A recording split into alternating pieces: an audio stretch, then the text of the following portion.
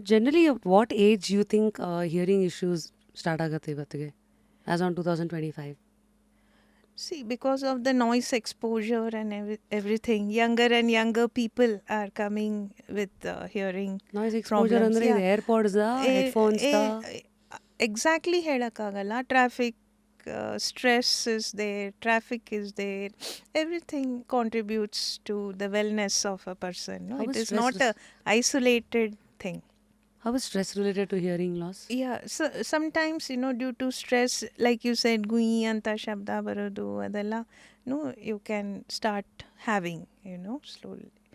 And stress can also be the stress of the sound itself, like in a traffic, or if you are working in a very noisy factory ಆ ಥರ ಎಲ್ಲ ಕೆಲಸ ಮಾಡುವಾಗ high level sounds definitely factory employees ಅಥವಾ ವರ್ಕರ್ಸ್ಗೆ hearing loss ಇರುತ್ತೆ.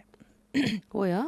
But see High level ಗೆ this expose will ಆದಾಗ loss ನೆವರ್ ಯಾಕ್ happen in a day or two, because ನಮ್ಮ ಕಿವಿ ಅಷ್ಟೊಂದು it is a very beautiful system that can cope up. ಈಗ ನಾವು ಅಷ್ಟೇ ಏನೇ ಲೈಫಲ್ಲಿ ಸ್ಟ್ರೆಸ್ ಬರಲಿ ನಾವು ಕೋಪ್ ಅಪ್ ಮಾಡಲಿಕ್ಕೆ ಸಾಧ್ಯ ಇದ್ದೇ ಇದೆ ಅಲ್ವಾ. So we don't break down so easily until it is a very high stress level. Okay, ಅದೇ ಥರ ನಮ್ಮ ಕಿವಿನೂ ಈಗ 1 ಡೇ 2 ಡೇ ಅದರಲ್ಲೆಲ್ಲ ಏನೂ ತೊಂದರೆ ಆಗಲ್ಲ.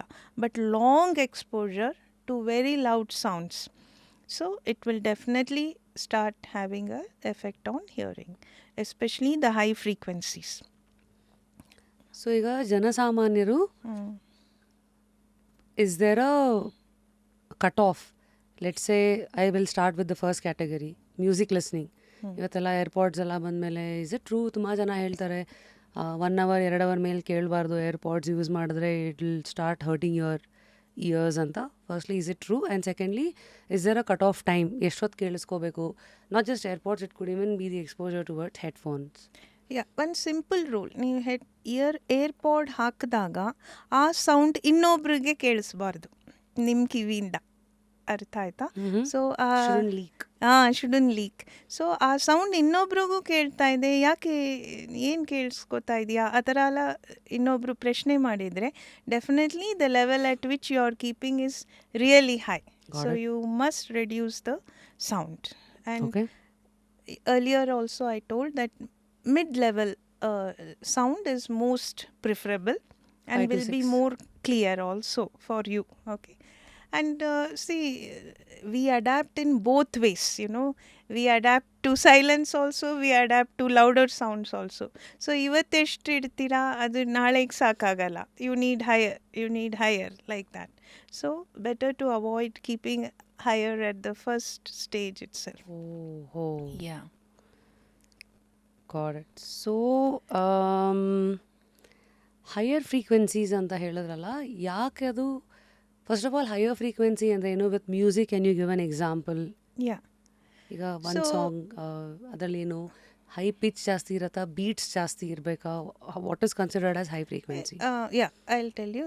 Music is a very simple way of explaining. ಈಗ ನೀವು ಸಾ ಷಡ್ಜ ಇದೆ ಅಲ್ವಾ ಮ್ಯೂಸಿಕಲ್ಲಿ, ಸ ರೇ ಗ ಮ ಪದ ನಿ ಸಾ. ಸೊ ಸಾ ಇದೆ, ಸ 2 ಸೈಡ್ ಬರುತ್ತೆ, ಸ ಲೋವರ್ ಆ್ಯಂಡ್ ಸ higher. So that is the difference. Although both are sa, this is a lower frequency, that is a higher frequency. Frequency andre the number of times the wave repeats itself, no, that is the frequency. So ಈಗ 10 hertz ಅಂತ ಹೇಳಿದರೆ ಆ cycle 10 times repeat ಆಗಿರುತ್ತೆ. So 20 hertz ಅಂದರೆ ಅದೇ cycle 20 times repeat ಆಗಿರುತ್ತೆ. So the higher the repetition, it will become a higher frequency. So that is the thing. So but the same sir you can say softly or loudly. Okay, ಈಗ ಕೆಳಗಿನ ಷಡ್ಜ ತಗೊಂಡ್ರೆ ಅದನ್ನು ನೀವು ಸಾಫ್ಟಾಗಿ ಹಾಡ್ಬೋದು ಅಥವಾ ಲೌಡಾಗೂ ಹಾಡ್ಬೋದು. So ಆವಾಗ frequency change ಆಗಲ್ಲ, ನಿಮ್ಮ ಶ್ರುತಿ ಅಲ್ಲೇ ಇರುತ್ತೆ, ಸನಲ್ಲೇ ಇರುತ್ತೆ. ಬಟ್ ನೀವು ಅದನ್ನು ಲೌಡಾಗಿ ಹೇಳ್ತೀರಿ ಅಥವಾ ಸಾಫ್ಟಾಗಿ ಹೇಳ್ತೀರಿ, ಅದು ಇಂಟೆನ್ಸಿಟಿ ಅಥವಾ ಲೌಡ್ನೆಸ್ ಅಂತ. That is the differentiation.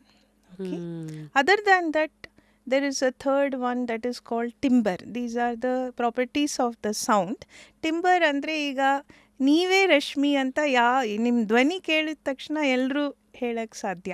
ಮತ್ತು ನಿಮ್ಮ ಧ್ವನಿನ ಬೇರೆಯವ್ರ ಧ್ವನಿ ಜೊತೆ ಯಾವತ್ತೂ ಯಾರಿಗೂ ಕನ್ಫ್ಯೂಷನ್ ಆಗಲ್ಲ. ಸೊ ಹೌದು. That is the timber of your voice. That is unique. It is just like a finger print. Like unique ಇರುತ್ತಲ್ಲ ಆ ಥರ Yeah. ಎಲ್ಲರಿಗೂ S. there is one timbre Yeah. of the voice which is unique. Okay. Yeah. So higher the pitch ಕಿವಿಗದು hearing ಲಾಸಿಗೆ ಜಾಸ್ತಿ ಅದೇ aid ಮಾಡೋದು. ಇಲ್ಲ, ನಾನು ಹೇಳಿದ್ನಲ್ಲ, ಹೈಯರ್ ಪಿಚ್ನ ನಾವು ಸಾಫ್ಟಾಗೂ ಹೇಳ್ಬೋದು ಅಥವಾ ವೆರಿ ಲೌಡಾಗೂ ಹೇಳ್ಬೋದು. it's the so it is the decibel. Decibel, it's the pressure that causes the problem. So what's a good decibel? Yeah, 50 to 60 is a normal conversation level. So you want to enjoy music a little more, 80 dB is the cutoff. Okay, more than that, actually, even acoustically, it is not good to keep louder than that, because the signal quality itself will start distorting. ಸುಮ್ಮನೆ ಅದು ಒಂದು ಪ್ಲೆಷರ್ಗೆ ಅಥವಾ ಇದಕ್ಕೆ ಇಡಕ್ಕೆ ನೋಡ್ತಾರೆ ಜನ. ಆದರೆ scientifically speaking and psychologically speaking also it is not a very pleasurable thing. Scientifically ಅಂದರೆ ಯಾಕೆ? ಸೈಂಟಿಫಿಕ್ಲಿ ಅಂದರೆ ಒಂದು ಹೆಡ್ ರೂಮ್ ಅಂತ ಇರುತ್ತೆ. ಸೊ ಅದು ಕ್ರಾಸ್ ಮಾಡಿದ ಮೇಲೆ ಅದರಲ್ಲಿ ಅಷ್ಟೊಂದು ಸಿಗ್ನಲ್ ಕ್ವಾಲಿಟಿ ಉಳ್ಕೊಳ್ಳಲ್ಲ. So this is all like your ಈ ಡಾಲ್ಬಿ ಮತ್ತೆ 5.1 ಸ್ಪೀಕರ್ ಆ ರೂಮ್ದು ಡೈನಾಮಿಕ್ಸ್ ಸಂಬಂಧಪಟ್ಟಂತೆ ಇರೋ ಮ್ಯಾಟ್ರ್ ಇವೆಲ್ಲ which individuals also consider head room space ಹೆಂಗಿರುತ್ತೆ ಅಕಾರ್ಡಿಂಗ್ಲಿ ಆಡಿಯೋನು ಇದಾಗತ್ತಾ? ಹೌದು. So even inside our ear it is the same. So 120 decibel reach ಆಗಿಬಿಟ್ರೆ that is the threshold of pain. Okay, after that it's very not comfortable, and before reaching you should never reach the threshold of pain. The discomfort level itself starts at around 100, so that becomes you shouldn't so if you keep it 80 is max. So good nice quality you can definitely get by 60 70. What are the warning science of your year? ತುಂಬ ಜೋರಾಗಿ ಕೇಳಿಸ್ಕೊತಾ ಇದ್ದೀನಿ ಅನ್ನೋದಕ್ಕೆ ಅವಾಗ ಅದೇನು sign ಕೊಡುತ್ತೆ? ಕಿವಿ ನೋವಾಗಿ start ಆಗತ್ತಾ ಅಥವಾ is there any other warning signs? Tinnitus ಅಂತ ಗುಯಿ ಅಂತ ಶಬ್ದ ಬರೋದು, the sound is not comfortable ಅಂತ ಇಮಿಡಿಯೇಟ್ ನಿಮಗೆ ಅದೊಂದು ಸಿಗ್ನಲ್ ನಿಮಗೆ. ಬಟ್ ನೋಡಿ, ಇದು ಇಂಡಿವಿಜುವಲ್ ಸಸೆಪ್ಟಿಬಿಲಿಟಿ ಮೇಲೆ ಹೋಗುತ್ತೆ. ಸೊ ಕೆಲವರಿಗೆ they get away with it. So ಅದಕ್ಕೋಸ್ಕರ ನಾವು ಅವ್ರಿಗೇನು ಆಗಿಲ್ಲ ಅಂತ ನಾವು ಕೇರ್ಲೆಸ್ ಆಗಿರಲಿಕ್ಕೆ it is not the correct thing to do. Okay, ಈಗ ಆಲ್ಕೋಹಾಲೇ ತಗೊಳ್ಳಿ. ಈಗ ಯಾರೋ ಒಬ್ಬರು 100 years ಇದ್ದಾರೆ, 80 years ಇದ್ದಾರೆ, ಆಲ್ಕೋಹಾಲ್ ಕುಡಿತಾ ಇದ್ದಾರೆ. But that doesn't mean it's good. One has to take the general statistics. Okay, no, we shouldn't justify. ಇಲ್ಲಿ ಅಲ್ಲಿ ಕೇಸ್ಗಳು ನೋಡಿಬಿಟ್ಟು ಓಕೆ ಅದರಿಂದ ಏನು ಆಗಲ್ಲ, ಅವರಿದ್ದಾರೆ 100 years ಇದ್ದಾರೆ, 80 years ಇದ್ದಾರೆ, ಆ ಥರ ನಾವು we can not conclude. So that is important. So what are we discussing previously? Cut off ಎಷ್ಟಿದೆ, ಎಷ್ಟೊತ್ತು ನಾನು ಇಯರ್ಫೋನ್ ಯೂಸ್ ಮಾಡ್ಬೋದು ಆ ಥರ?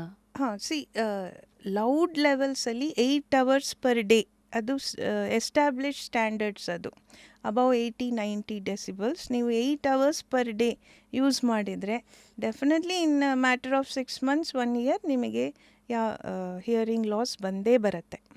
ಅದಲ್ಲದೆ there are 2 things. One is temporary threshold shift and other one is permanent threshold shift. ಅಂದರೆ temporary ಆದರೆ ಸ್ವಲ್ಪ ಒಂದು 2 hours ನಿಮಗೆ ಕೇಳಿಸೋದೆಲ್ಲ ಕಡಿಮೆ ಡಲ್ ಆದಂಗೆ ಅನಿಸುತ್ತೆ. But our body recoups and we come back to normalcy. But ಇದು ಕಂಟಿನ್ಯೂಸ್ ಆಗಿ ಹಾಗೆ ಇಟ್ಟರೆ ಅದೇ ಟೆಂಪ್ರರಿ ಆಗಿರೋದು ನಿಮಗೆ ಪರ್ಮನೆಂಟ್ ಆಗಿ ಹಿಯರಿಂಗ್ ಲಾಸ್ ಆಗೇ ಆಗುತ್ತೆ. So we should not take it lightly.